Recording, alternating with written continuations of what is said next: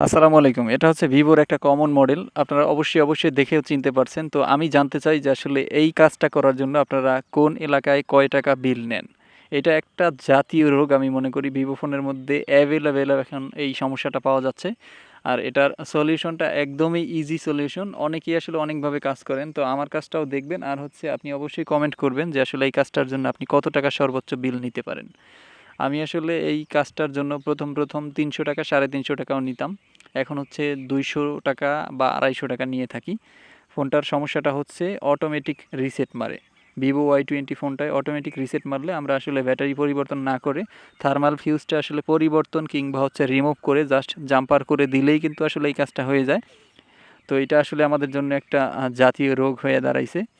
এমন কোনো টেকনিশিয়ান নাই আসলে যে ভিভো Y20 এই ফোনটা আসলে কাজ করে না আমার মনে যেটা হয়। তো যাই হোক, কে কোন অঞ্চলে আসলে এটার বিল কত নেন সেইটা অবশ্যই কমেন্ট বক্সে বলবেন। আর ভিডিওটা ভালো লাগলে অবশ্যই আমাদের চ্যানেলটিকে সাবস্ক্রাইব করে রাখবেন। তো আমি এ যাবৎ সম্ভবত মিনিমাম 30 থেকে 40টা আসলে ঠিক করছি। আর এর আগে হচ্ছে এগুলার জন্য ব্যাটারি পরিবর্তন করা লাগতো। অনেকেই আসলে ব্যাটারি পরিবর্তন করতো।